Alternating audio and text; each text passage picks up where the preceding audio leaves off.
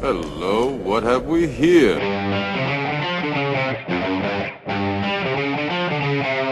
You're wrong.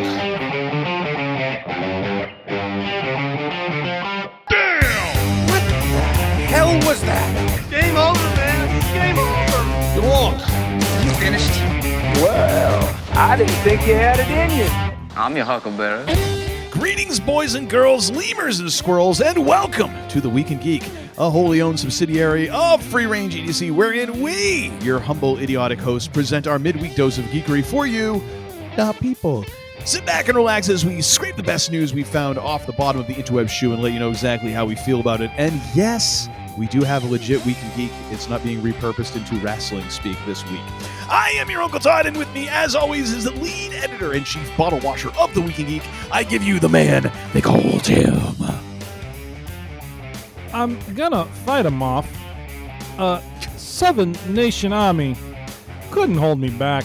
I totally want this version. They're gonna rip it off, taking their time right behind my back, and I'm talking to myself at night because I can't forget.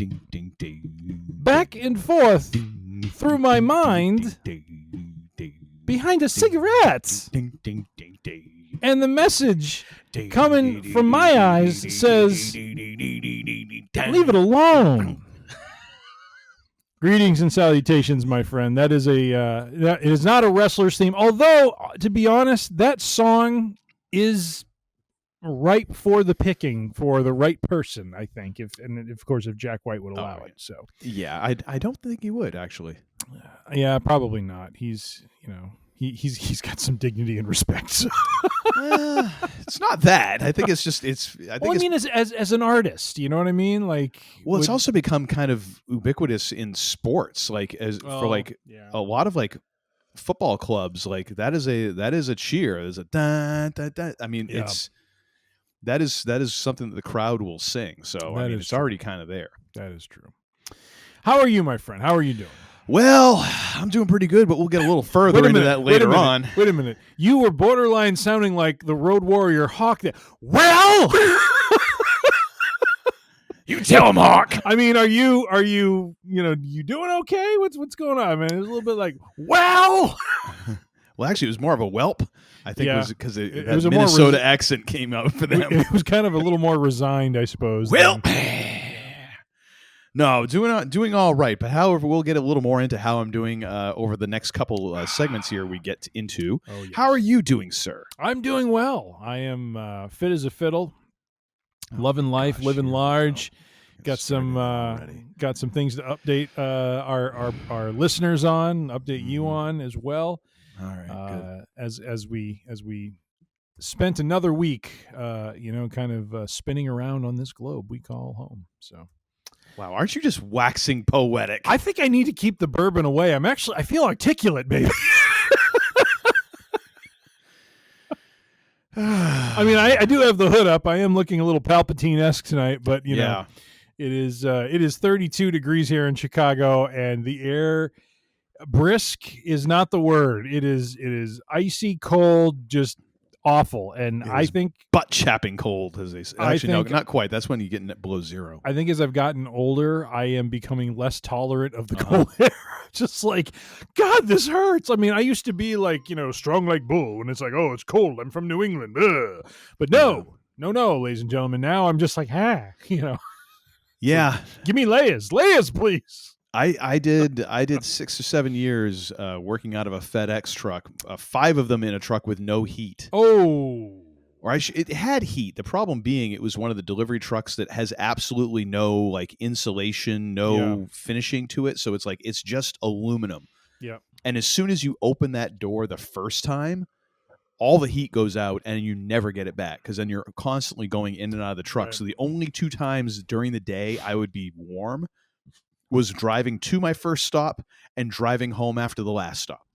And otherwise, it was just a heater on full, basically on the windshield and on my feet, trying to keep it visible and keep my feet warm. So what you needed was a space heater that had one of those like adapters that would go into the cigarette slot. What I needed was like a plug-in jumpsuit. Yeah, but after doing that, I can't deal with. I was okay with cold before that. Yeah. Now, I am such a wimp when it comes to cold, gosh. man. Yep. Like we're hitting the time of year when the wool socks start coming out.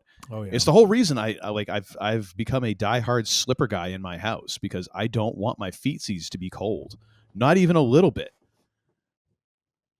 Yeah. So now the thing is, look at these bad boys. They are thermalized inside and out. Here's something I will share because I have. Oh, Uncle Todd is sharing. Here we go. We rarely get this. Yeah. Oh, very nice. So I am not. I know that there's. Hang on a second. I got to get that back on because my foot was already starting to get cold. Quick! I know I am not joining the Hey Dudes revolution. What's the Hey Dudes revolution? That's Sorry. Those shoes. They're basically okay. boat shoes that are incredibly light and all this. I don't like them. I just kind of think they're lame. It's not my thing. But however, as slippers, perfect. Yeah. That's why I wear them in the house. I bought them a size too big, so they slip on and off real nice. Nice. And they're perfect for in the house wear. I will not wear them out the house, but if you're looking for an inexpensive pair of slippies for wearing around the house, I'd recommend them. Very nice. Very nice. I too am wearing my thermal socks tonight because it is frigid. Now, we do have heat in the house, but it's just one of those things that I seem to be getting chilled to the bone. So. Well, yeah, and you're below grade right now in the basement of your palatial estate. So that is right. That is right. That'll do it as well. So, speaking of wimps, how are we doing in fantasy football? Tales from the fantasy. I don't even want to friggin' talk about this 10. week. Can I just tell you who's being smote and who is doing the smoting? Man, you're up 147 and 119. You're smiting. Have you looked at the box score? Have you looked at the box score? I have not. I've just looked at the score. Ladies and gentlemen, I am going up against Jonathan Taylor this week. Okay. Jonathan Taylor is having a fantasy line. I have what the heck? That look. I have never seen any single player score that. He is having a Walter Payton-esque performance. Oh, my gosh. 32 rushing attempts, 244 rush yards, 3 rushing TDs, 3 receptions, and 42 yards. In our league is good for 81 points. Holy crap. Yeah, you're done. I've never seen a single fantasy player score that. Oh, ever. My gosh. No, I have not either. And he's got... And you guys are dead even when it comes to your wide receivers from a points perspective. So. And he's got his quarterback, his other running back, kicker, and a wide receiver at his wide receiver tight end spot going tonight and tomorrow. So that's why I am predicted to lose unless a couple of these guys just do a nosedive. And the thing is, what's really kind of pissing me off about this whole thing is if you look down, I went with Tampa Bay as my defense this week because even though I figured Patriots were gonna run some score up on them, some yardage, I was like, okay, they're gonna get return yards. Oh no! I just looked at your bench. Oh. Yeah, so I had Jacksonville as well, and the thing is, looking at the two of them, I'm like, Tampa has been the most consistent. Jacksonville has had some days. Tampa has been consistently good, and I was like, all right, just put in Tampa because the projected points were 1 point difference. Jacksonville was good for 36 points this week. Tampa was 8. And then I'm sorry. I've also got Tez Johnson of the Tampa Bay Buccaneers. I had him sitting on my bench. He was good for 20 points. I would have really liked to have had him instead of Raheed Shaheed, who was good for 5. Yeah. Although at least Marvin, Harrison Jr. decided to have one of his good days. Yeah. And he had a actually 2-point conversion. So it's like, yeah, I'm basically counting on Saquon Barkley to go off tomorrow night, and for at least 2 of his players to just nosedive. He could have a career night. He could have a career night. Who knows? He could, but then again, let's keep in mind this is my team. He won't. So yeah. So I once again just. Why do I even do this to myself? Why? Why do I do these things to myself? You should shut your whore mouth right now. I cannot deal with you right now. I don't want to hear it from you. Hey, is now a good time to ask about bringing the Red 5 back? You know what? Ladies and gentlemen, it's been a long time, but that's always a good one to bring out just to make the facial tick start. You see the vein on the side of his head start to pulsate.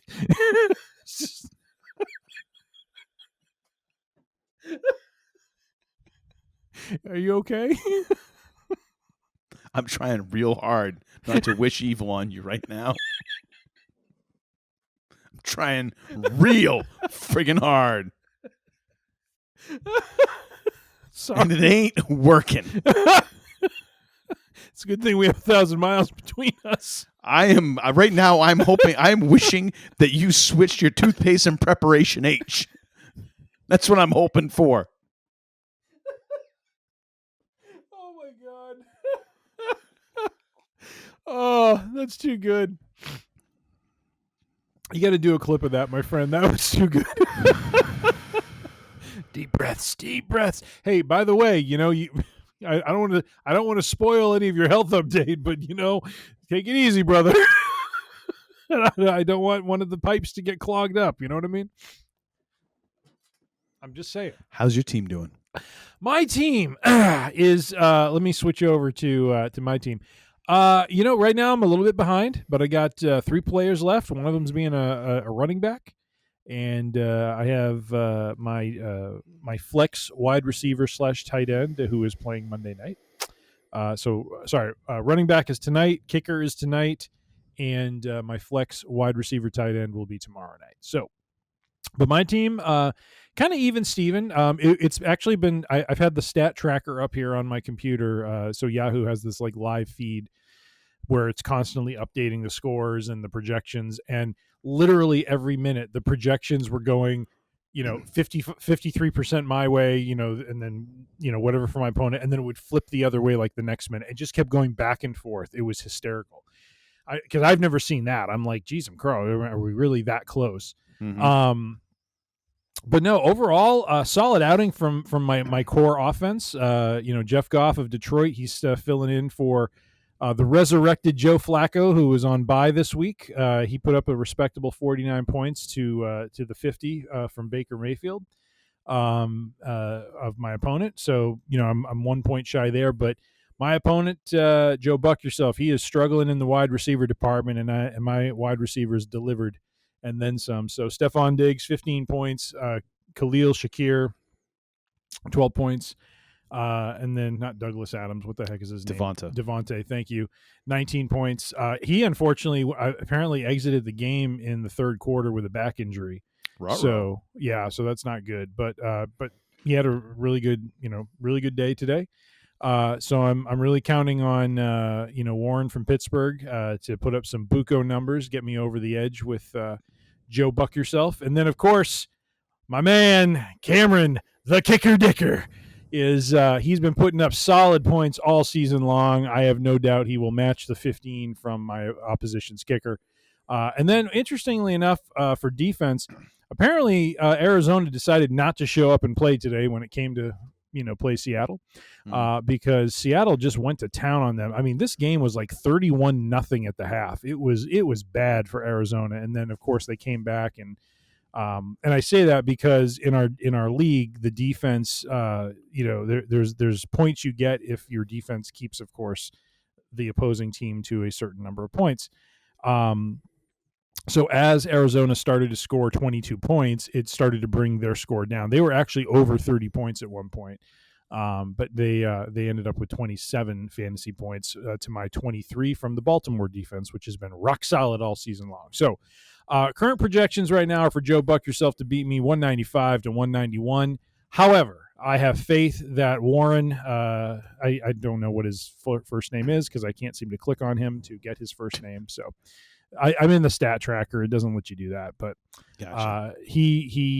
I predict a 40 to 50 point outing for him, and he will put me over the edge, followed by Goodert and Dicker. So that is where I am, sir. And by the way, if I end up pulling this off and I go 4-6, I might actually leap into 6th place because the other teams that are tied with you and I at 3-7 right now, or 3-6, sorry, are all losing. So if I can win, I literally can jump from 9th to 6th, and I will be in the playoff hunt.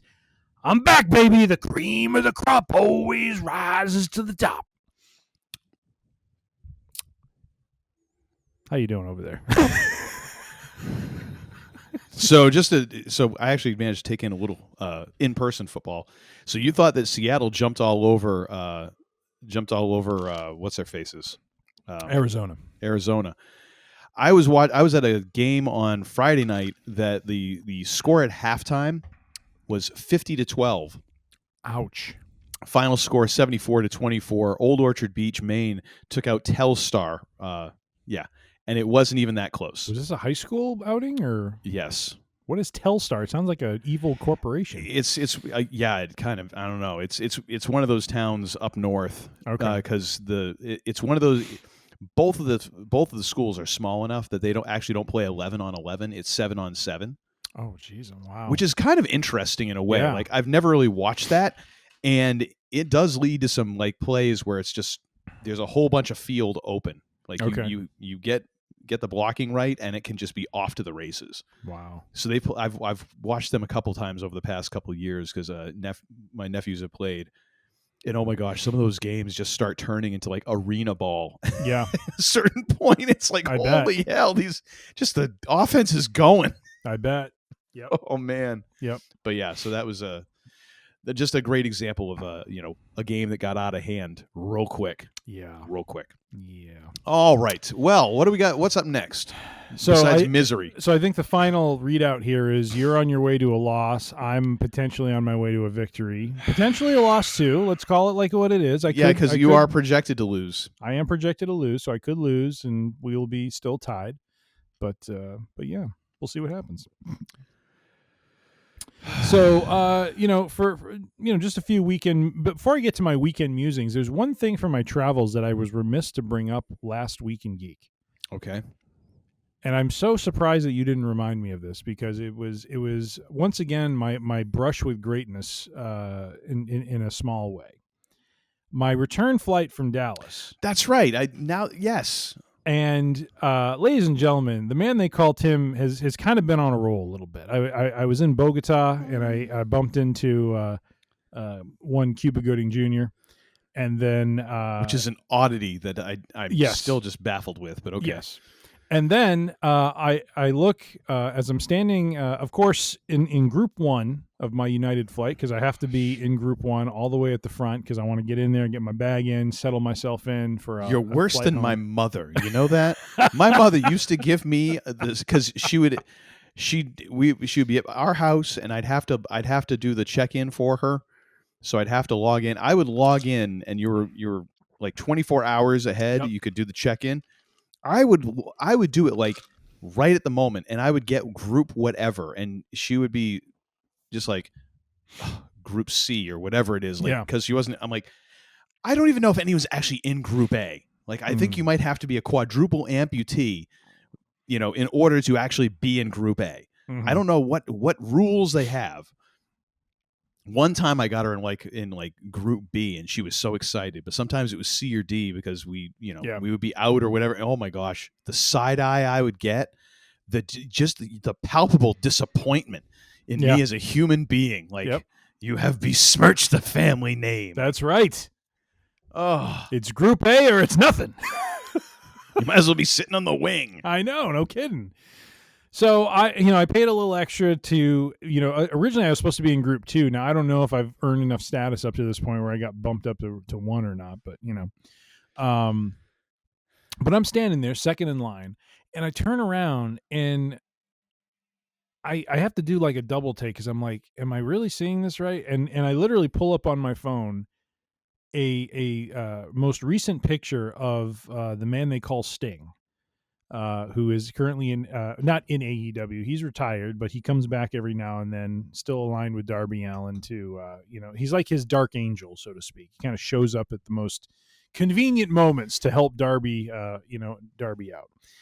But he's been sporting this really kind of big, bushy chin beard thing going on. And so those were the two things that were the clues that made me think, God, is this really him or not? One is the beard. The second one is Sting has face paint. Nope. He's got that would be great if he got on the flight with the paint. That would be great. he's got very distinct eyes. And this guy had that look. I've never really looked that much into Sting's eyes. Not looked into them. It's just he has a look. Which I just is picture you watching AEW like this. No, I don't. He's so dreamy. Yeah, this is how he gets back at me with this stuff. Not at all. Not at all. Funny part is the gentleman I was looking at, let's assume he was Steve Borden, Sting, did kind of lock eyes with me for a moment, like, noticing I was kind of like staring at him a little too much. And Then he called security. Hey, but here's the thing. I was number 2 in line. He was back like number 15. I had some status on Sting, baby. Because he knew that he was going to get on the same fracking plane. Well, he knew he was also in first class, which was the other clue that this might have been Sting, because he was in first class. And man, all those people who I love it, especially like I get it. If you're on like a flight where it's the Wild West, yeah, and it's like you pick your own seat or whatever, and I want to make sure I want like 6B or whatever. Yeah, but the flights where it's like you have your seat, yeah, and the people who get up and stand there in the cattle call line, that's me. Yeah, I'm like, you've got your seat. Who fracking cares how long it takes you? It's not about the seat. It's about the overhead baggage. Well, I get that, but it's like I also try. Like I started trying to do like the carry-on thing, and in a way, like I've kind of given up on it because everyone's trying to do that now because no one wants to pay the baggage fees. So It's like unless I can pack everything in my backpack that will fit under the seat in front of me, like that's the only way I'll do it. But it's like I watch all of that and I'm like, I'm not standing there. Like I know that I'm in 13F or whatever, like, and 13F is gonna be there. So I'm gonna wait as long as I can to get on the plane. That's my philosophy. So I agree with you. I would say if there wasn't, and I'm thinking it's one of two things. It's the baggage fee, but it's also the time to get off the plane and get to whatever ground transportation, or maybe it's to switch flights or something like that. Well, no, I'm talking about when you're getting on, like everyone who's standing up at the gate. Yeah. Like waiting to get on. And I'm like, if you've got a reserved seat, like right. Why are you like people will sit there and they'll stand for like 30. I've seen people stand there for like 30 minutes. Correct. Like this is like assigned seating, folks. Like you're in the seat you're in. Yeah. Yes. And what I'm trying to say is it's not about the seats. It's about being first so you can get your baggage in. All right, I guess. I mean, I get that's what that. I see, because what like especially in Dallas, like the flights that I fly are, I'm flying usually on a Sunday afternoon, Thursday night, or a Friday morning, and that's usually when a lot of business travel happens. Yeah, and so they announce right out of the gate, like, if you're not in groups 1 or 2, can you just check your bag, please? Because there ain't going to be any overhead. There's just because there's enough people with status. Yeah, that are in those 2 groups that they know it's going to fill all the overhead space. Yeah. And so, which is why I've like the last couple times I've flown, like if there's any way I can fit, everything into a backpack. Yes. So I agree with with what you're saying, because if everyone had to check bags, there's no fee and you're just, whatever with the time to get your bag, right? If no one had bags to bring on board, what you're saying is absolutely 100% right. There would be no need to stand up because it wouldn't matter. But I have your seat. I've seen people with no bags. Well, then that's just stupid. And I'm like, that's just stupid. What do you like? Do you get an extra high five from like one of the flight attendants? Like, yay, you got here first. Like maybe DDP gave him a self high five. I don't know. Maybe. Anyways, we went down a rabbit hole there. We did. So all of this to say that I believe I was on a plane, or at least I was standing like 10 people ahead of the man known as Sting, and I was texting Uncle Todd, and his immediate response when I said, I'm 95% sure Sting is on my flight, he writes back and says, did you let off a wow to let him know you acknowledged him? Because he right, he does that woo like that. Yeah. I mean, it's not like the Ric Flair woo, but it's a little different. So they had very distinctive woos. They did. It's more of like I got to do it was more like like a wild call, kind of thing. Whereas Flair is more woo, he does the controlled woo. Sting was a little more, animalistic about it. So yes, because he was an animal. He was he's a scorpion, but. Anyways, bug, but okay. More, yeah, that's true. But nonetheless, so just wanted to bring that up from my travels over the last few weeks. That I had rubbed elbows with some wrestling greatness, and once we got off the flight in Chicago, and almost certainly has a restraining order against him now. He was kind of like hanging around the gate, like waiting for someone. So I was tempted to go up and ask him, but I then decided, you know what?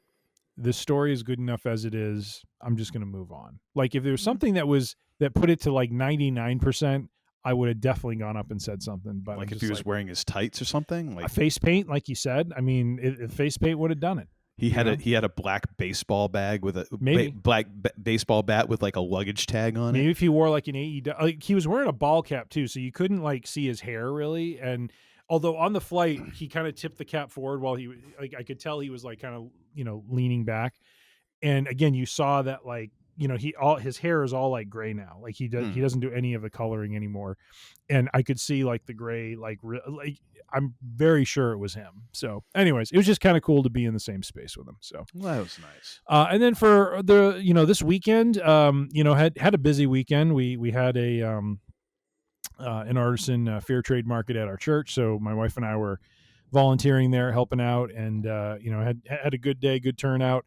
But in the evening, when we needed to blow off some steam to relax, went over to our favorite restaurant, Adele's, to take in some food and drink.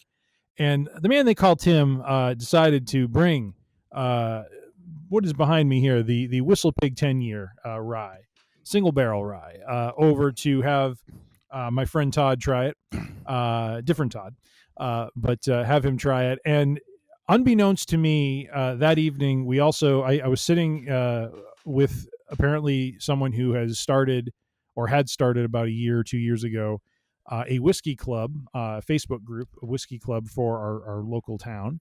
So I got to meet that individual. We were talking bourbon. My poor wife was like sitting between us. So basically we were talking past her, and you can just say your poor wife. You don't need any further modifiers after that. My poor wife, period. So we're talking bourbon, we're talking whiskeys. And then finally my friend Todd, who's part owner of this with his wife, Debbie, he becomes available, and so I pour him, a little bit of the Whistle Pig rye. I pour one for Jeff, who we had been talking and stuff. I wanted him to try it as well. And then what was really funny is there was a couple sitting next to this gentleman who I had just met, and I forget exactly how, but he saw us toasting and kind of was we were talking about bourbon and whiskey, and so he got in on the conversation, and it came up that he had never had Whistle Pig before. And I said, would you like to try some? And he said, yeah, sure. And so I basically asked, the bartender for 3 glasses, actually a 4th glass, because I poured the other owner, Debbie, one because she loves rye. And I'm like, here, I'll pour this for you. You can have it after when you're all closed up. And she's like, oh, thank you. Because they are super generous with me. Like, I can't tell you how many times Todd has given me a sample of some stuff from his personal stock or some new bourbons or whiskeys that they've picked up. It's the least I can do, And so I pour one for this other gentleman. He enjoys it. So it was a nice evening of just, coming together with fellow bourbon fanatics and being able to talk a little bit about it and enjoy it. And, it was a little bit of they called him holding court. So it was fun. It was fun. Good for you being I now generous. have an inn. This gentleman also is part of this. There's a speakeasy in our town that is not. It's not like super exclusive. I think it started that way, and they've since opened it up to the public more. But I kind of have like my sponsor now, my inn. Yeah, you can member of the Stonecutters now. I know. So I'm looking forward to membership and all the privileges unto forth. Oh my gosh! So that's a little bit from my weekend. So fun times. Do you ever get tired of being so bougie? No, I don't. I'm weary with it. I'm invigorated by it. I'm invigorated by that and the fact that I don't look like what's his face from Cocoon. Wilford Brimley? Yes. At 50 years old, I'm like, living my Wilford was in his mid 40s when he made that movie. Well, yeah, 50. What is actually? Hang on a second. No, he was in his 50s. Was he? Hang on. The Wilford Brimley line. Yes. Okay, so if you were born on February 12th, 1975, you crossed the Wilford Brimley line today if you were born on February 12th, 1975. So Wilford Brimley, when Cocoon reached theaters, he was 18,530 days old, 50 years, 9 months, and 6 days. Okay. So not that far into your future, sir. I know. I think I'm looking pretty good compared to him, seeing as he was playing a 70-year-old. Yeah, without any makeup. Without any makeup. And that goes along with the meme you sent me from Cheers that shows all of the Cheers. It's like you're now older than all the characters from Cheers, and I'm looking at that like, when you look at Cliff Clavin and Norm, they don't look so hot now. Like looking at them at 40 years old. No, woof. Yeah, sobering.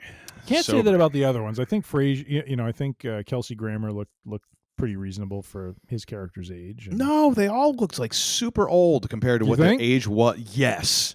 Okay. Yes. All right. They all looked like far older. Like now, Ted Danson, you would say he looked far older? Oh my gosh, do we really have to go to the tape here? Hang on a minute. Let me pull this up. You brought it up. I didn't bring it up. Well, you kind of did. Oh my gosh, one of these days I'm going to find a way to punch you through a computer screen, and I'm going to enjoy Red 5, ladies and gentlemen. I am working on Uncle Todd. Ted Danson was 40. He looked about 45 to me. Kirstie Alley was 36. That actually I think is the closest one. All right. Woody Harrelson was 26. Okay. I could see that. I can't say Woody looked like aged and Okay, but friggin' Frasier was 32. All right, I give you that. Frasier looked. He looked like he was early 40s. Yeah, he did. Cliff Clavin was 40. He looked way older than 40. Way older. And I thought he was 50. I would, if you had me guess, I'd say 50. And this is later Cheers. Like this is Kirstie Alley Cheers. So this is like midway through their run. Yep. George Wendt, 39. And then we've got Rhea Perlman, 39. I'm not quite sure how to age her though. She is one of those people who like you just don't know. Right. Like it's like she doesn't scream like 50 years old to me or whatever. No, I think it was just generally. Yeah. I don't know what if curmudgeon is gender neutral, or if it's the female version of curmudgeon, whatever that is. But I think it was because the curmudgeonly nature of her character made her seem older. Yep. That's how I always justified that one. Because, anyways. Gotcha. All right. All right. Where are we going now? Well, you need to give a health update, and then we have a couple articles to hit, and then we're off to the races. Yeah. So here it is, my comeuppance after all those times of doing the man they call Tim health update and days without an incident. Here we are. Did you have an incident? No incidents. Okay. Here's the whole deal with this. So it has been 13 or 14 years since I've been to the doctor.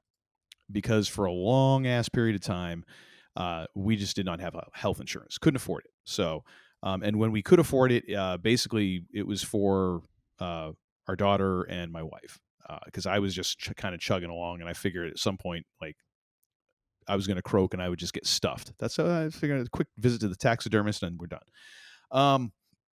So the last time I went to the doctor, we were losing our health insurance, and that was when I found out I had celiac. So this is why I wasn't all that anxious about going back to a doctor. I'm like, what else are you bastards going to start taking away from me? However, with the nature of things being as they are, where tax credits are expiring and everyone's, or most of us, plebeians at least, our health insurance is going to be accelerating rapidly towards the stratosphere come next year. I'm facing down the idea that, again, like, I'm going to have to maybe not have health insurance so that my wife can. So I was like, well, I better go get checked out and make sure if there's anything that needs to get addressed, that I get addressed in the next couple months. So went to get a physical, went through the whole thing. Blood pressure was great. Pulse, all that stuff is great. Lungs sound great, all that stuff. So everything was fine. They were like, all right. So I shared. I'm like, okay, they're like, let's do some blood work. We'll do screenings for everything. And so there was one other thing that I will talk about after this. Remind me if I forget this. But there was one other thing that we discussed during the visit. So then fast forward to yesterday, my wife had to go get blood work. I had to go get blood work. Like, oh, isn't this a lovely couples activity? Mm-hmm. So we go get blood drawn. Actually had a wonderful phlebotomist who was like, barely even knew that she jabbed you with a needle. Like, she was fracking all-star. And because now everything is online, my test results showed up in my chart last night. So I'm looking through them. And everything looks great, except one comes back and it's, it has that little thing. It's like abnormal. I'm like, okay. Mm-hmm. Wouldn't you know it, cholesterol. After all these times of giving this bastard over here a hard time, I'm the one with the bad cholesterol. Who has the Crisco going through their veins? I'm telling Not you, me. This son of a bitch over here. Wait a minute. So we're doing this. It'd be him. Trying to figure out which direction the screen's going. This guy over here, he has a voodoo doll of me down in that basement, and he's just been bathing it in a tub of Crisco. That's how I figure, because I'm not the one eating the steaks and all that. My problem is, though, I do love cheese. I do love cheese. Cheese is good, baby. Cheese is good. And gluten-free stuff just has absolute nothing for fiber, which is the primary way that cholesterol gets out of your body. So go figure. I'm going to be eating lots of kale and like wicker furniture. That's pretty much going to be what I'm going to do, is scrub myself. You should talk to your doctor about doing the diet I'm doing, because it's all gluten-free. Mm-hmm. It's meats, veggies, some fruits, not all. And you can eat as much meat and cheese as you want, my friend. No, I shan't be doing that. There's no Crisco. I shan't be doing that, because you know what? Then you win. Well, I hate to be the one to tell you I told you so, but I told you so. So the other thing that we discussed. So what is this? This is like an and another thing for the health update. So what is your and another thing, sir? We go through there and he's like, all right, so have you ever done the prostate check, or as you like to refer to it, the finger poke of doom? Well, you gotta call it like you see it or feel it. I was like, nope. He's like, all right, well, you don't need to do. You're 49, so you don't need to do that till next year. So we'll hold off on that. And he's like, have you ever had a colonoscopy? I was like, no. He's like, you should probably look at getting one of those. And he's like, the problem is those book out for a few months. So he's like, I'm not sure we'll be able to get this done by the end of the year. He says, however, there is one place around here that they usually are a little bit quicker. Tell me this is not express colonoscopies, please. And so he's like, and also he's like, the other thing is, like, most of the time your health insurance will cover it. Sometimes they don't. So he's like, he says, it just so happens this is also like the one that is probably the most price sensible for, if you have to pay for it out of pocket. And I'm like, okay, fine. He's like, I'll put in a couple calls and we'll see what we can get for an appointment. I'm like, all right, cool. So I'm leaving. I'm driving home, and the first thought that occurs, I'm like, did I just sign up for a discount colonoscopy? I think you did. Like, is this like when is this when my mom used to go to like the hairdressing school, and it's like they're trying stuff out, they're working out the kinks? Like, am I going to wake up in mid-procedure and hear someone go, uh-oh, I think I took a left when I should have taken a right? Oh. And someone was telling me, like, well, I mean, how much can they do? How much can they do wrong? It's like they go right. I'm like, I don't want to know. Like, I don't want to know what can go wrong. I just want the thing to be, to wake up and have them be like, everything's fine. I don't want them to wake up and go, well, we got to talk about a few things. Yeah. You have a second belly button now. What? Yeah. So I might be signing up for for Dr. Nick's, van colonoscopy in a van. Hi, everybody. Jeez. Oh, good Lord. Well, sir, I wish you good health And as you make adjustments and eat some more leafy things, that your cholesterol comes down to more healthy levels. The thing is, it's not that bad. I did have a salad today, so that was good. Well, there you go. You know, Get a little blue cheese on it, though. A little blue cheese. So it was a Cobb salad. Yeah. And I'm not a huge fan of blue cheese. Okay.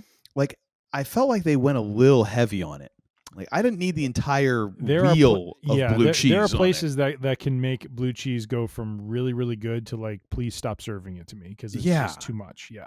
Yeah. So the ratio of blue cheese, I feel, to dressing was a little off. Yeah. And then they hit like, I get that like they kind of like do it and set in like different piles, so you kind of have to self mix. Yeah.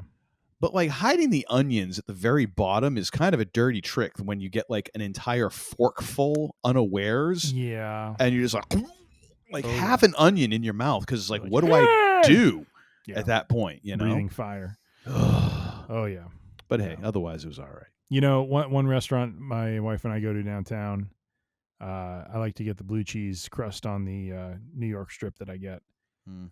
And let me tell you, it takes that New York strip and really, like the first quarter of it, really good. You're just like, oh my God, this is amazing. And then for the rest of it, you're like, I really wish I didn't get the blue cheese because it's so rich and so like almost it's almost salty. like a spice. It builds. Yes. Yeah.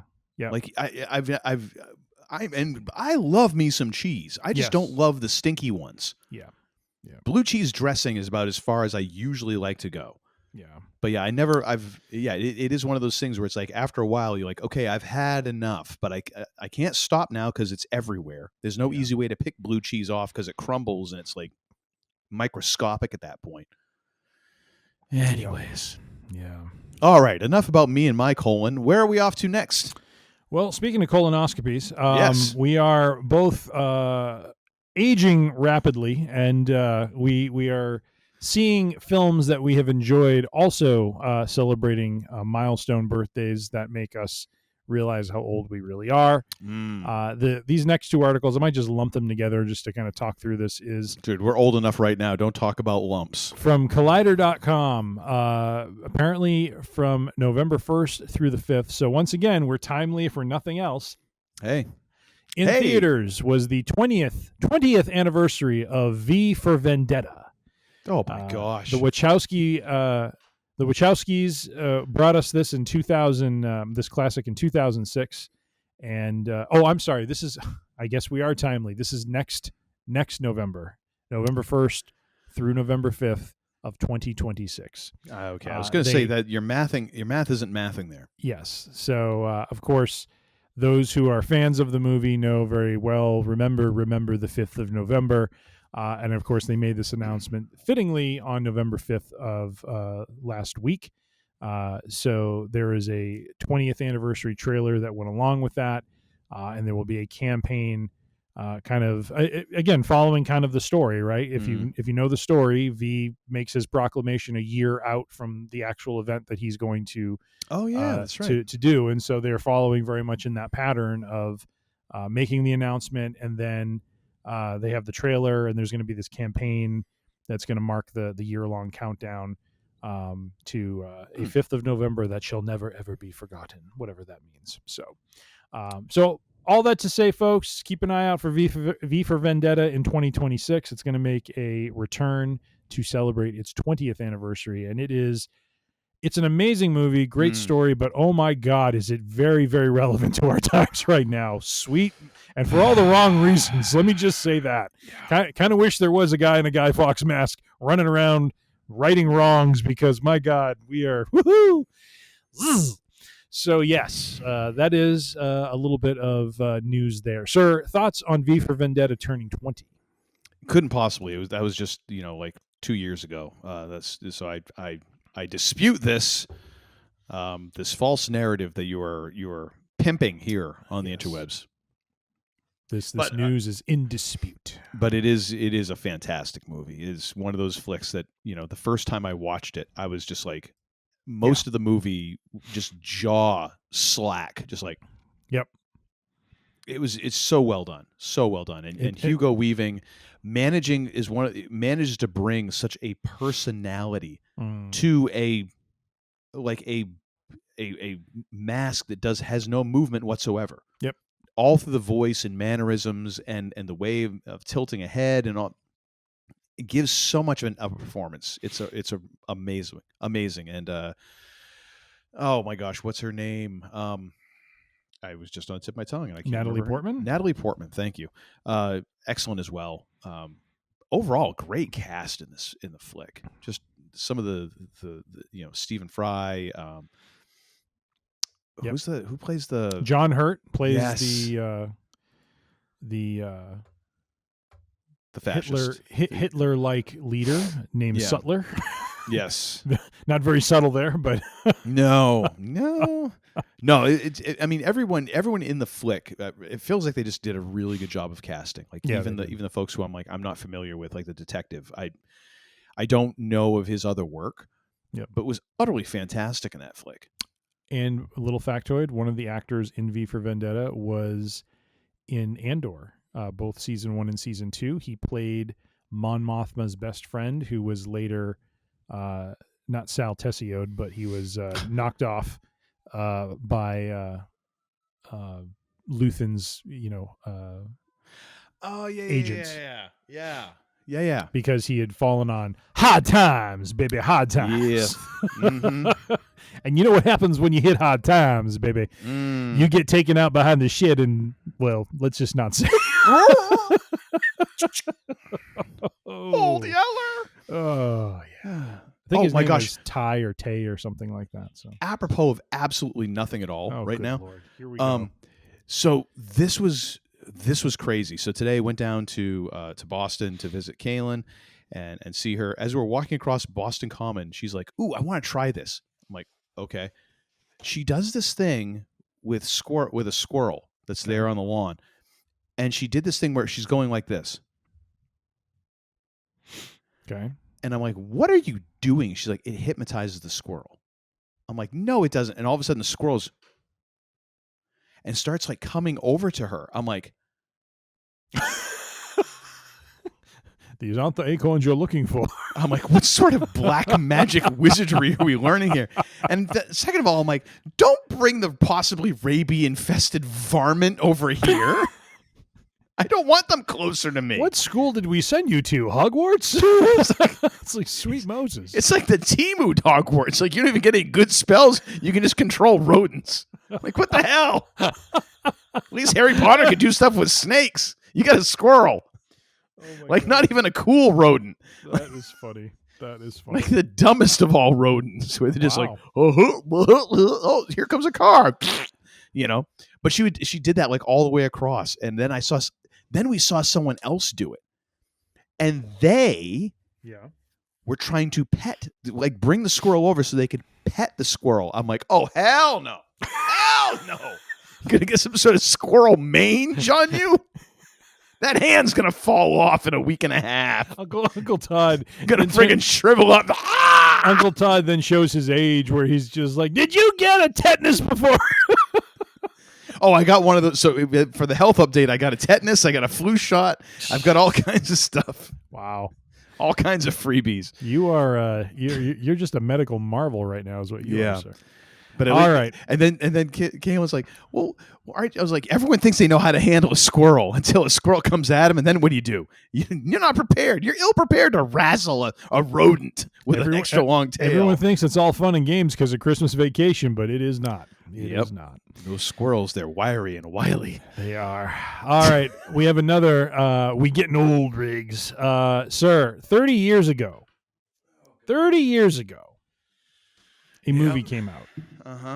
And it in some ways broke some new ground for theatrical sci-fi. Wait, Brokeback Mountain wasn't that long ago? Well, do you, sir, remember a movie called 12 Monkeys? Oh, yeah. That movie is now 30 years old with Bruce Willis and Brad Pitt. And it was, it was a very... what was interesting was it was done by Terry Gilliam, who was one of the Monty Python boys. Who was nuts. and his nutsness came out in this. Like this was a very out there sort of movie. Oh, but well, if you've seen any Terry good. Gilliam movies, I mean, that's his niche. Yes. He was just bat spit insane. Yeah. But this movie was really good and really played with the idea of time travel and paradoxes and in kind of a way that you hadn't seen it done. Yeah. With relying much more on dramatics. It was very gritty. It was not a polished like Interstellar sort of thing. This was very gritty how they did this. And the funny thing is, like, it was apocalyptic. Yes. You know, kind of that sort of like apocalyptic, but it was apocalyptic in a very, like, if it's even possible to make the apocalypse boring. That's what it was. It was like the bureaucratic boringness along with the apocalypse. Like, oh, if I'd known it was going to be like this, you know, I thought it was going to be Mad Max and cool cars and shoulder pads with spikes on it. No, it's paperwork and absolute mundane crap. Like, I really wish that I'd gone out in the first wave. Underground. Yeah. Yes. But it's like, it was, and it is crazy. 30 years, 95, my friend, 30 years ago was 12 Monkeys. And you know, this article was talking about the influence that movie ended up having, you know, on other sci-fi movies that came out later, because of the way that it told the story and the way that it kind of jumped around and just provided, you know, just a very interesting and different look at the future, or like you said, doing an apocalypse kind of story in a very different way.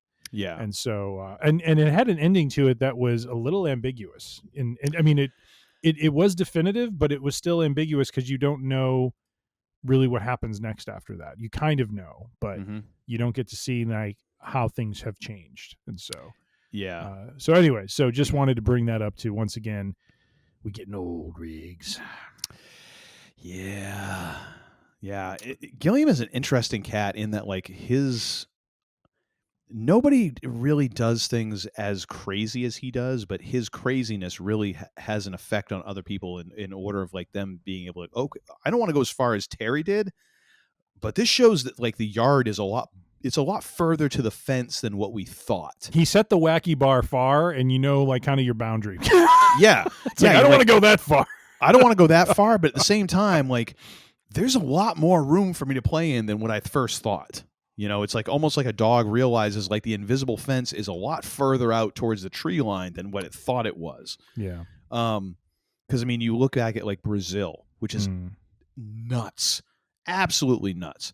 But then you look at even some of the more mainstream stuff, like Fear and Loathing in Las Vegas, which, I mean, if there's a match made in heaven or hell, Hunter S. Thompson writing and Hunter S. Thompson's writing along with Ralph Steadman's artwork with Terry Gilliam directing, like, based off of that. Yeah. Dear God. Yeah. And my personal favorite, The Adventures of Baron Munchausen, which is another one that is absolutely just over the hill loony. But there's parts of it that are actually heartwarming, and it's kind of really cool. Which reminds me, I've got to go and watch that because I finally found it on DVD years ago, and I haven't watched it in a little while. I got to watch that again. Not with my wife, because there's no way in hell she's going to want to watch it. Yeah. So I'll have to wait until she falls asleep one night. Anyways, all that to say, yes, great movie. Do you, just real quick, so we have two more to go through. Do you mind if we maybe punt your review of Superman to go right ahead? Yeah. All right, let's do that. We'll punt that and we'll jump over to last night. We're recording on a Sunday night, so this is Saturday night. We had the Rock and Roll Hall of Fame 2025 Hall of Fame class was inducted. And who was in that class? Well, per my Walken-esque introduction of this episode, one of them, which I will get to, is the White Stripes. But I'm just going to kind of walk this list, and feel free to jump in with anything, any thoughts on it. So Outkast, I don't know if you remember them. They're an American rap duo that began in the 90s. It had songs like Hey Ya, Miss Jackson, and Roses. Inducted by Donald Glover. Medley performance included Big Boy, Janelle Monáe, JID, Doja Cat, Killer Mike, and Sleepy Brown. So, Outkast. Man, I wish I had a cool stage name like Sleepy Brown. That's fracking awesome. Damn. Well, hey, Damn. when you go back out on the road with your band, you could reintroduce yourself as Sleepy Todd. Well, the Smokey Joe. Our that doesn't be used too much. Our drummer, he managed to burn his hand on a pan when he was cooking like a month and a half ago or something. And I was like, first of all, kind of dumb. Second of all, really dumb considering you used to work in a kitchen. Oh, jeez. Like, you've worked in kitchens. Like, how did you manage to Right. You're not working like the dinner rush on a Friday. It's like your house. Yeah. But so it was a cast iron skillet. And I was like, so now we're going to start referring to you as Skillet Hand. Oh my gosh. And immediately after is like, that's a pretty damn good nickname. How come I don't have a good nickname? Like, nothing. Yeah. Nothing. Oh my gosh. Oh, well. Too funny. All right, so we had Outkast. And one I don't remember their names. Actually, let me look it up real quick. The members of Outkast? Yeah, I'm trying to remember their names. Andre 3000 is one of them, right? Oh, sorry, Big Boy and Andre 3000. So I actually saw Big Boy at Ravinia last year as part of the Trombone Shorty. There was a cavalcade of opening acts for Trombone Shorty, and Big Boy was one of them. Andre 3000, he actually went into acting and had I don't want to say a significant role, but he had a role on the show The Shield, which actually became I think it was kind of a big role because his character ended up meeting his demise in the very finale of that series, and it was kind of really kind of making a point about he was basically drugs are bad. No, it was actually the opposite. He was playing drugs are good. Okay. A gentleman who came up from the streets who was trying to run for mayor against what was the chief of that division, who was also running for mayor, and he ended up getting shot and killed. Like, what was interesting about the show is they intimated that the mayor, the chief, not that he had something to do with it, but it was just there was some sort of like shady aspect to it that kind of left you to believe like, oh, was there some foul play or something like that. But anyways, Andre 3000, his character throughout those episodes he was in was really good. And so anyway, so I just want to bring that up because he broke out to become what I felt was a pretty good actor. Right. All right, next band, Bad Company, English rock band formed in the 1970s. Key songs: Feel Like Making Love, Can't Get Enough, and, well, Bad Company. That's one of the big things that I like. Bad Company, pretty good band. I could never get over the idea of a band, like a song named after the band. Like, it strikes me as lame. Here's the crazy part. Inducted by Mick Fleetwood. Is he still alive? Apparently so, because he just inducted them. Holy crap. Yeah. Oh, my gosh. So, Bad Mick Company. Fleetwood, actually, very underrated drummer. Oh, yeah.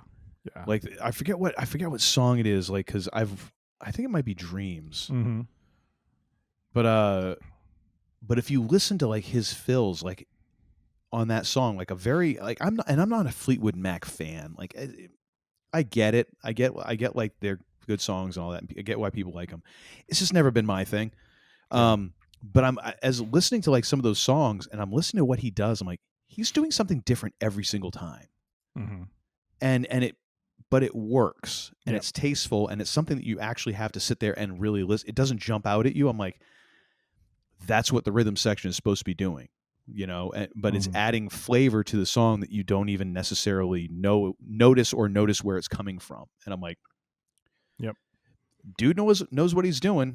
Yep. And he's got way more hits than I do, so good on him. But yeah, that seems a little weird. But for performances, Bad Company drummer Simon Kirk was joined by Nancy Wilson of Hart, Joe Perry of Aerosmith on guitars, and Black Crowes lead singer Chris Robinson on vocals. So That's a pretty damn good band right there. That is. Who else? So wait, Paul Rogers wasn't there, or is he still alive? It didn't say anything about Paul. I'm just reading what this is from the AP News, so I'm just kind of reading through the lineup. They didn't mention anything. So interesting. Next up, Cyndi Lauper was inducted. That makes sense. American singer and songwriter who's Seems solo. a little late. Like she should have been in there before this. There's a number of them that it feels very late. There's one name you're going to be blown away by. Like, how are they not in there long before this? But her career began in the early '80s. Key songs: "Girls Just Want to Have Fun," "Time After Time," "True Colors." Those are all songs you hear still being played, stores, restaurants everywhere. Inducted by Chappelle Rowan. I can see that, which I think makes sense. Lauper performed a medley of her hits, including duets with Avril Lavigne, Ray, Raye, and Salt and Pepper. So, ooh, nice touch. You know, all oddest of all like duets you could possibly imagine, and this actually happened. Cyndi Lauper, Henry Rollins. Doing Black Flag's "Rise Above." I think it might have been one of Henry's last like kind of live performances. That was like afterwards, like, yeah, I'm not doing this anymore. Like he'd already called it quits, but he's like, I'll do this one for charity, and then I think I'm done. But I was like, that's an odd pairing, but yet I could totally see that working. Nice. I want that. I want an album with those two. Anyways, next, Soundgarden.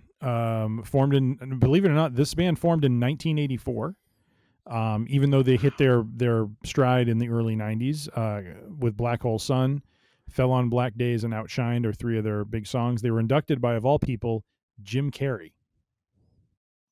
I don't quite understand that, but here's what's interesting. Surviving Soundgarden members performed with Taylor Momsen, I don't know who that is, and this was interesting to me, and Brandi Carlile, who took the place of late vocalist Chris Cornell. So I actually want to hear this because I really enjoy Brandi Carlile and her voice. She's very good.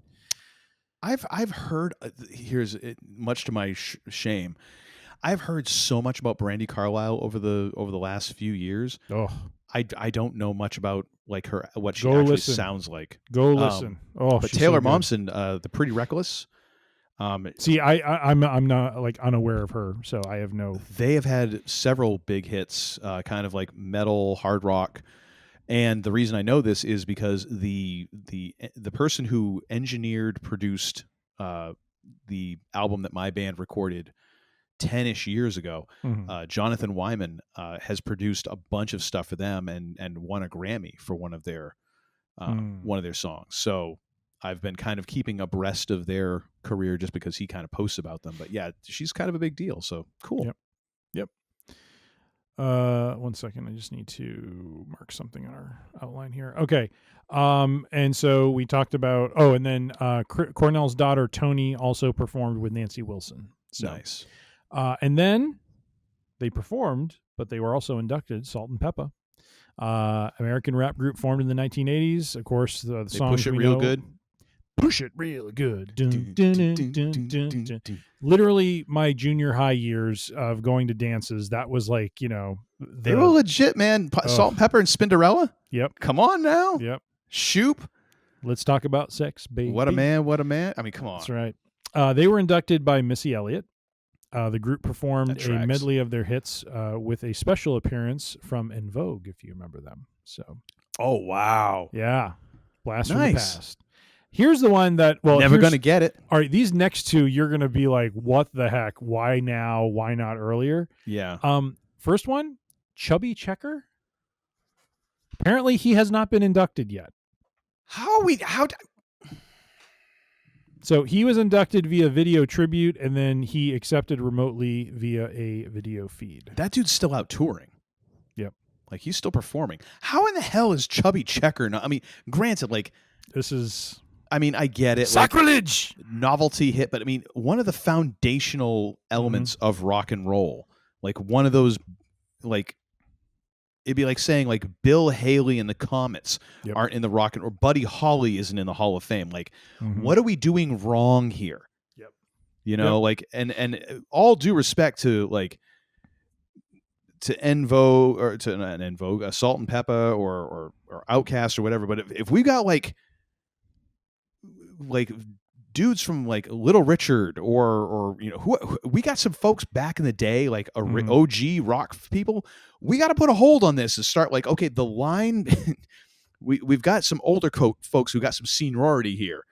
They get in first. All right, Outkast can wait a year. Like, oh my gosh, Chubby Checker, seriously, the twist, ladies and gentlemen.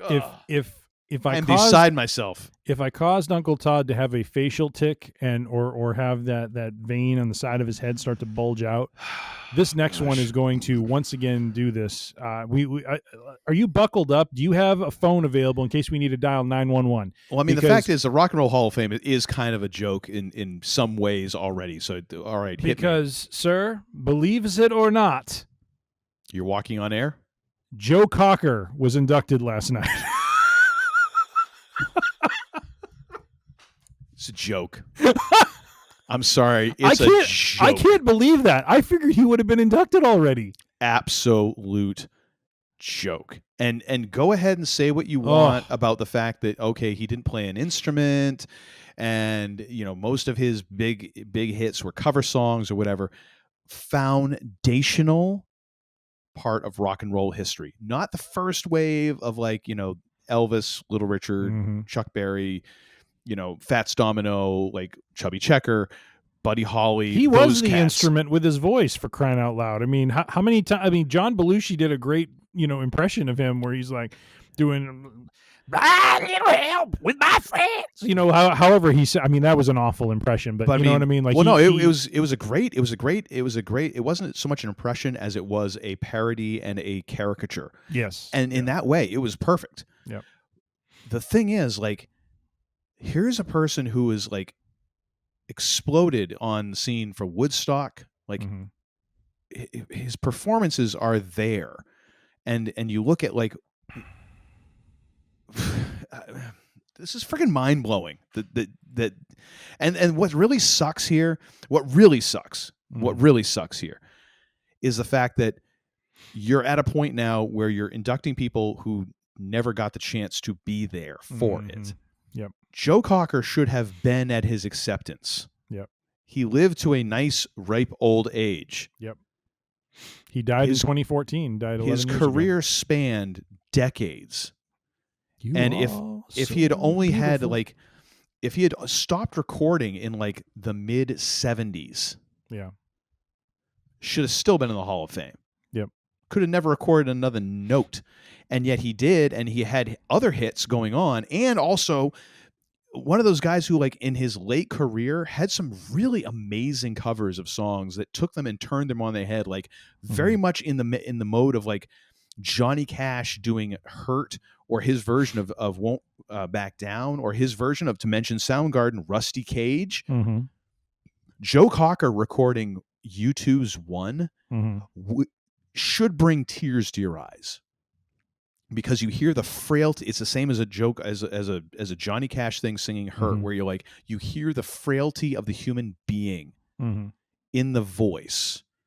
As a kid, when I heard him sing "You Are So Beautiful," I remember saying to my parents, like, is he crying? Like, yeah, this was listening on the radio. This was the recording. Because the way he would say, we was like, "You are so beautiful." Yes.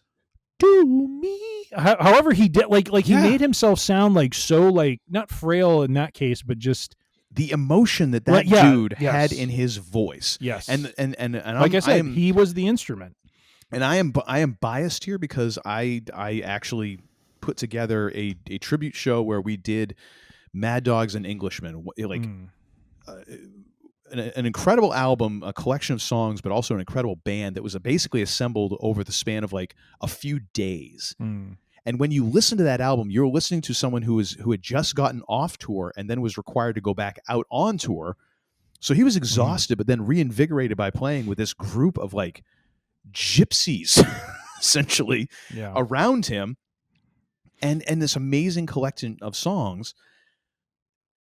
You get into that and you start understanding like what he was doing, like trying to actually sing those songs and do justice to them was like, oh, this dude was no joke. He knew exactly what he was doing. You can make a caricature out of it and all that, but this dude was legit. Yeah. And to be able to sing those songs and to get the emotion in there, the fact that he was not the fact that he was not in the Hall of Fame and didn't get to attend his induction is an absolute travesty. And I am now firmly in the group of like, yes, the Hall of Fame is a bloody joke at this point. Like, it really is.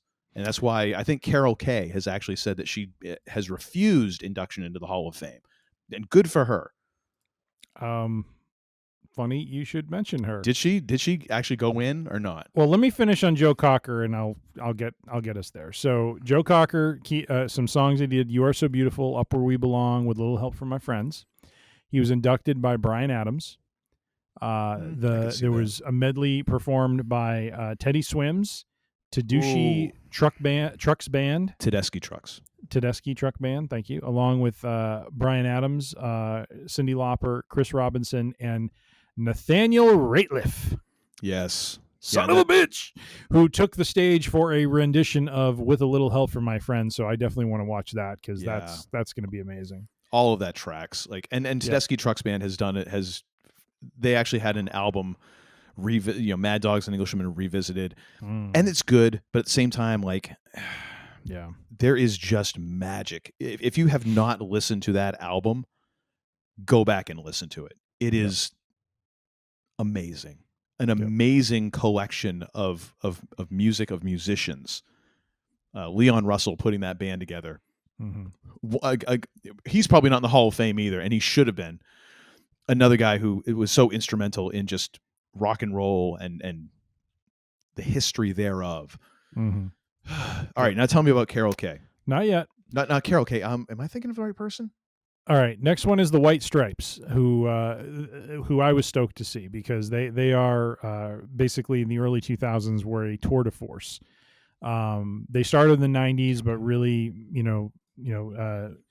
to quote Mo Green, made their bones in the early 2000s with Seven Nation Army, We're Going to Be Friends, Doorbell, Ball and a Biscuit. I mean, there's just so many songs they've done. My Doorbell is so good. That's such a great cover.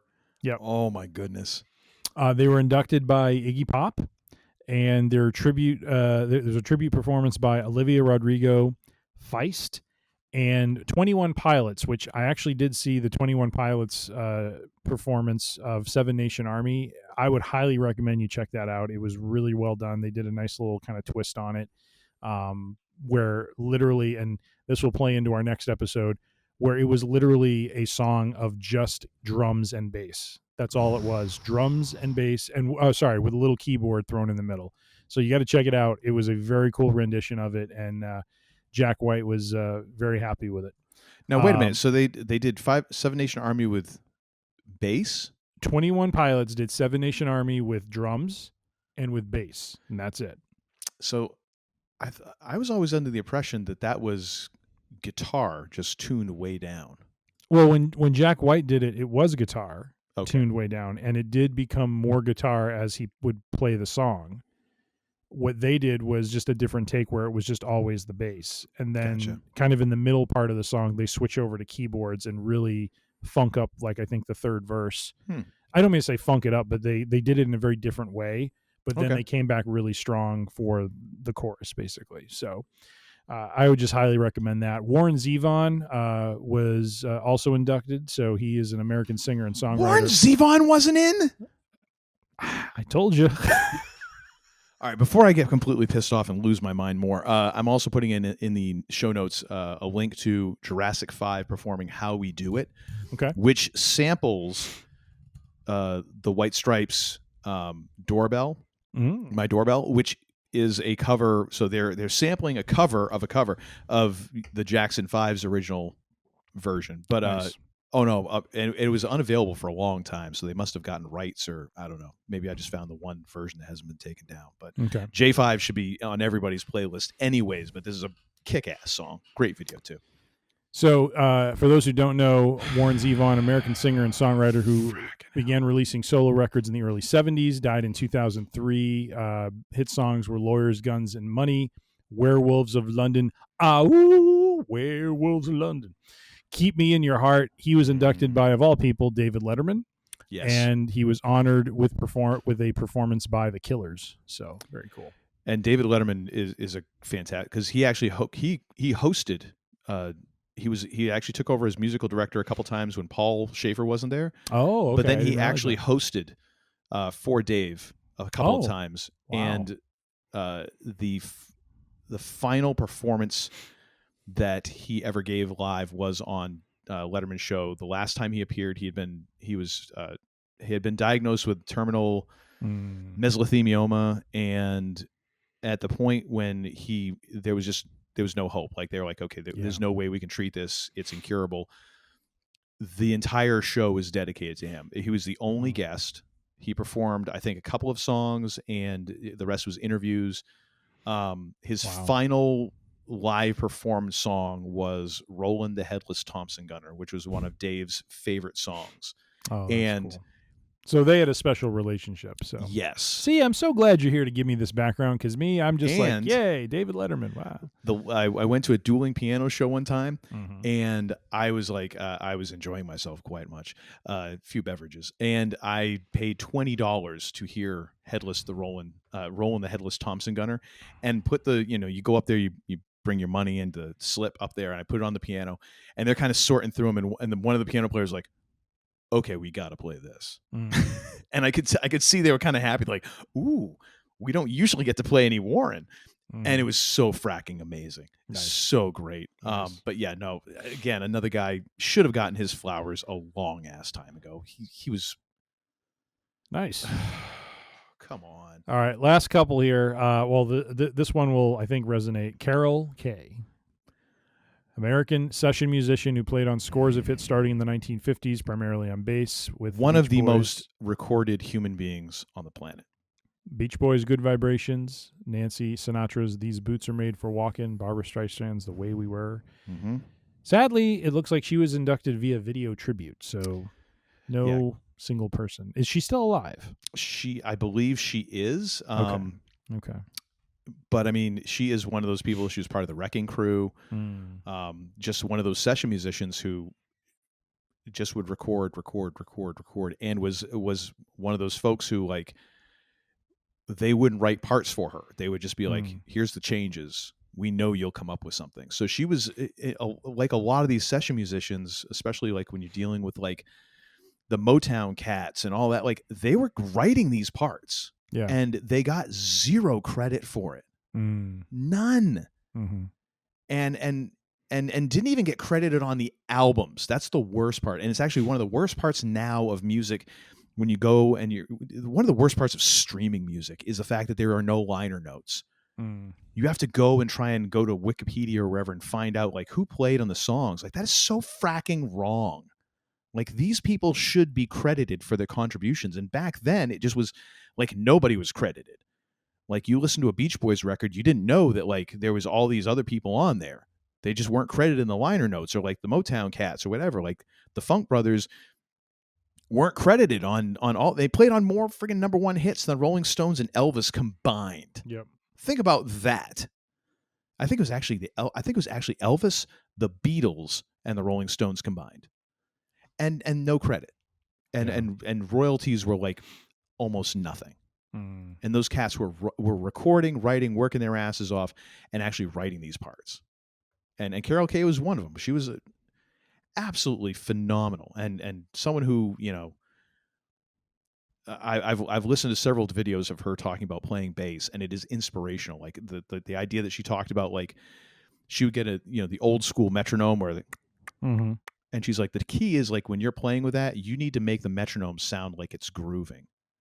Like, by what you're doing, you need to take this straight beat and make it sound like it's grooving based on what you're doing. And I heard that, and I'm like, what does that mean? And I started playing, and I'm like, oh. And it changed my whole perception of what I was doing. And I'm like, oh my gosh. Like, I've been fracking around and doing this with like one arm tied behind my back.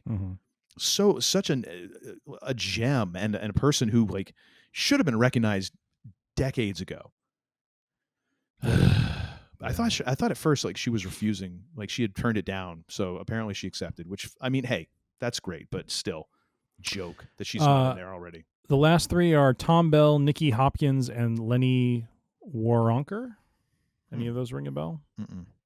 So Tom Bell, music producer and songwriter starting in the 60s, who died in 2022. Hits were the Delphonics' La La Means I Love You, the Spinners' The Rubber Band Man, and the Stylistics' You Make Me Feel Brand New. He was inducted via video tribute.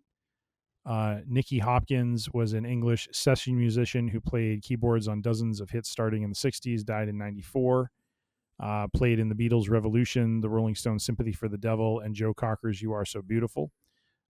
They were inducted via video tribute. And then for Lenny Waronker, he was an American music producer and executive starting in the 70s. Hit songs from artists he produced or signed: Ricky Lee Jones' Chuck E. and Love, Prince's Purple Rain, and REM's Losing My Religion. He was inducted via video tribute. So, Damn, that's a career. yes. So all of this I picked up from the AP News, specifically Andrew Dalton. Want to give credit where credit's due. This is not my reporting, but his. But, sir, a who's who in this class of 2025, and clearly some that have rattled your bell because it's, as correctly you've stated, how on earth are some of these people not inducted already while they were alive? A good 33% should have been 20 years ago. Yep. Like, Amen and amen. I get that the Rock and Roll Hall of Fame hasn't been a thing for that long. There should have been a massive influx in the first couple of years of, like, if and prioritizing, like, okay, who's still with us? Mm-hmm. And just starting to get those folks in. Yep. Yeah. And at this point, like, if there's any justice in the world, like, okay, who's left? Yeah. Who might not be in there, who's still rattling around out there? Let's get them here. Yep. Like, just do the fracking right thing. It's not that difficult. Yeah. Well, that, my friends, is a elongated week in Geek. All right, sir. Well, what do you got for and another thing, a suggestion for our listeners and viewers? Well, to keep it in line with what we just talked about, I'm going to go with the album Elephant from the White Stripes. That is the album that has, actually, let me pull it up real quick on Spotify because I had it earlier. Pull it up. Sorry, I wasn't prepared. You should be. Was Meg White there at all? Because I heard that she was not. I heard that Jack kind of like really. Yeah. I think she, if I'm not mistaken, she either did a video or he read a statement from her. Okay, because he kind of like really put her over quite a bit. Yeah, as he should. And he did a poem, not quite a poem, but a written statement of kind of their journey as the duo and stuff, which was really cool. Cool. So we got let's see. Whoops, this is not the album. Why did I not get the album? Seven Nation Army. Let's see. I'm trying to find what the popular ones are here. I just don't know what to do with myself. The Hardest Button to Button, Ball and a Biscuit, Hypnotize. I mean, there's just so many good songs on this album. So I would check this out. This is from 2003. There's about 14 songs on it, about 50 minutes long. So check it out. It is the White Stripes. I don't want to say at their best, but this was kind of, during the heyday for them, at their most popular, and the pop scene and their performance and stuff. And I very much enjoy their work. I'm a big Jack White fan, as if you're a listener from past episodes, you well know. So I would highly recommend this album to check out and just listen to in honor of their induction into the 2025 Rock and Roll Hall of Fame. What is your end and other things? To go in a completely opposite direction, I'm going to recommend that you go out and watch The Golden Girls streaming on Disney Plus. Thank you for being a friend. Dude, bum, bum, bum. I know you're... It's an iconic song. It's an iconic song, man. It's a banger. It's a straight-up banger is what it is. So the reason that this one is kind of on my radar right now is because my wife and I have watched Ted Lasso now. I think we just finished our 5th watch through of it.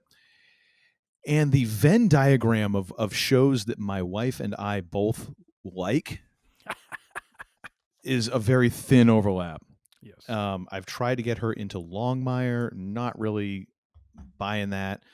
Battlestar Galactica, she really liked it the one time she watched through it with me. I don't think I could get her on it again right now. So I'm like, what can I find? And I was going through Disney Plus, and I saw this, and I'm like, all right, why not? Holy hell, dude! Yeah. This show is out and out funny. Like it is old school sitcom writing where it is joke after joke after joke after joke, with Betty White playing kind of the lovable doofus, like willing to be the butt of the joke and all of that, but still getting in some really good lines. You got Estelle Getty, as Sophia, just being the oldest of the curmudgeons on the show, and just like one of those characters that doesn't need to have the show revolve around her. She can just buzz in for like one or two, like 3 or 4 lines per show, and they are like sniper kill shots, every single one of them. Yep. They're just great lines every single time. You got Rue McClanahan playing holy old Blanche and just doing all of her stuff. B. Arthur, though, is the queen of shade in this show. Just the looks, I mean, and it's so good, so good. And even though it's like it's formulaic and it is the joke of the week club or whatever, it is just funny. And for whatever reason, it just tickles my funny bone. Like it's just fun for me to watch a show that is like there's no overarching stories like throughout the season or whatever. It's just bang bang bang bang bang, just funny stuff, good jokes. And there's nostalgia there too, because I remember watching this like as a kid with my mom, because she used to watch this show on like Friday nights. I think it was when it was on. And now I'm watching it, I'm like, oh my gosh, like the Golden Girls were kind of raw at times for like the 1980s, and I'm like, damn, this was on network TV. Like I remember watching some calls. So I remember when I was a kid and I was over at my grandparents, and my grandmother would watch that show. And I was just in the living room, like I was staying overnight at their house, and I was in the living room just, playing with whatever Lego toys, whatever that I had while the show was, but I was listening to the show. I was listening to the dialogue, and I didn't understand it at the time. Now, of course, when I hear it, it makes me giggle a little bit.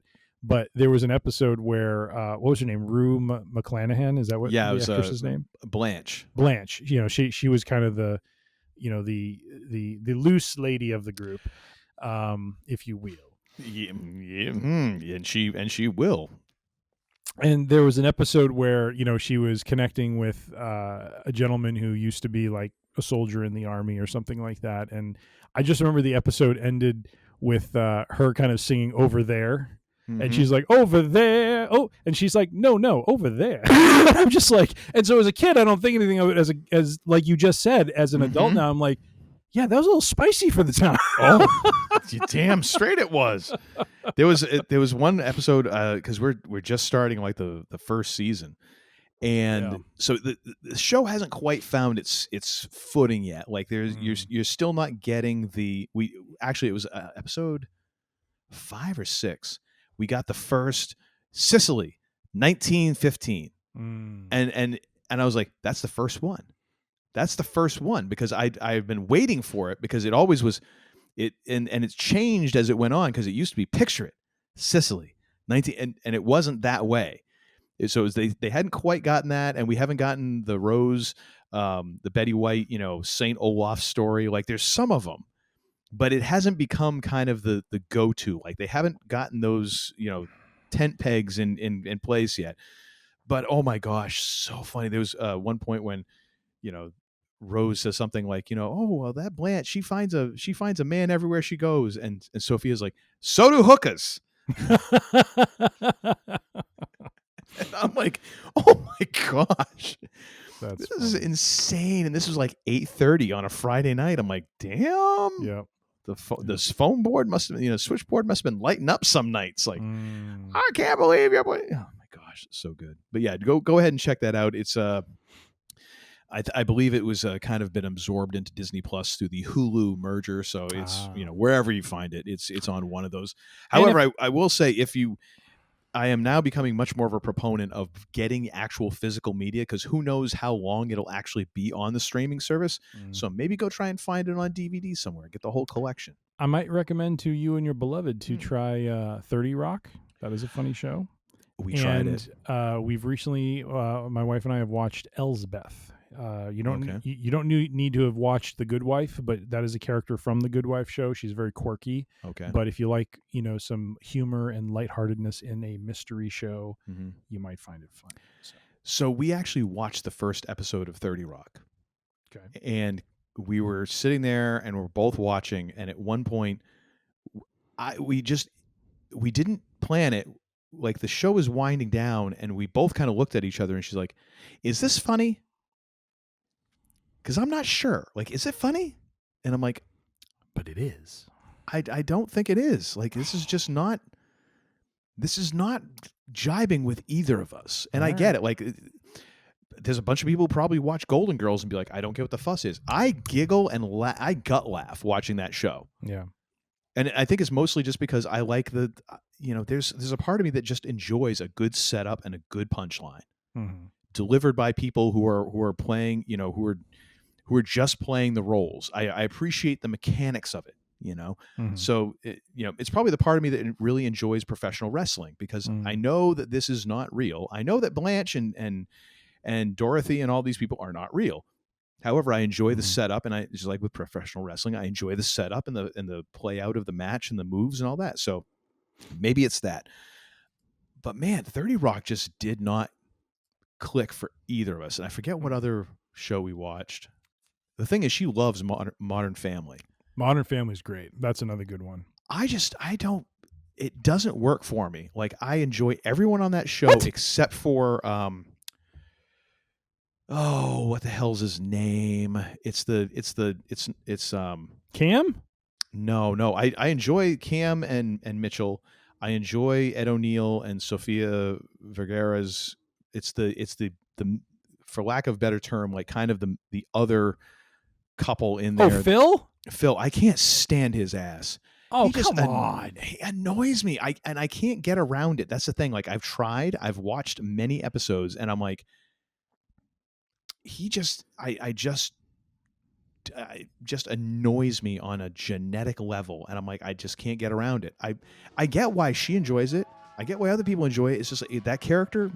Phil Dunphy, baby. He is a classic American father.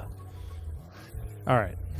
We need to wrap this up. We do. So thank you all for listening. We do so appreciate you all listening and viewing. You can find us at freerangeedc.com for all of our audio episodes, as well as fine podcast purveyors everywhere like Apple Podcasts, Pandora, Spotify, Amazon, and many others. If you want full video episodes, go to our YouTube channel. That is youtube.com/@freerangeedc. You can also find video episodes on Spotify. You can also find us on the social medias. We are on Facebook, Instagram, and the aforementioned YouTube. All of those are at freerangeedc. If you have any thoughts, questions, or concerns, show ideas, or just offers of bribery, send those to tim@freerangeedc.com. And yeah, that covers everything. So now, ladies and gentlemen, we're going to take this sucker out and hand it on back to the man they call Tim. Take us home, sir. Well, to the internet we say, you suspect. Yeah. We don't know what your reputation is in this town, but after what you tried to pull today or this week, you can bet we'll be looking into you next week. To our listeners, we say good day, ladies and gentlemen, and until that day comes, keep your ear to the grindstone. You are worse than Hulk Hogan. Now get the hell out of here!